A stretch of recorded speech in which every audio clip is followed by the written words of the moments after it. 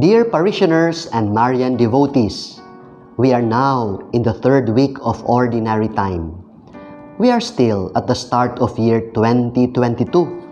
We can choose to start this new year well and make a meaningful and fruitful journey. Let us start it with hope and optimism. Somebody said, hope is the one thing that can help us get through the darkest of times. This week, we are inviting you to join our novena in preparation for the feast of Saint John Bosco on January 31. He is the founder of the Salesians of Don Bosco, known as the Apostle of the Young. Let us pray and entrust to Don Bosco our children and young people. We also remember on January 24, the 400th death anniversary of Saint Francis de Sales. He is a doctor of the Church and patron of journalists and writers.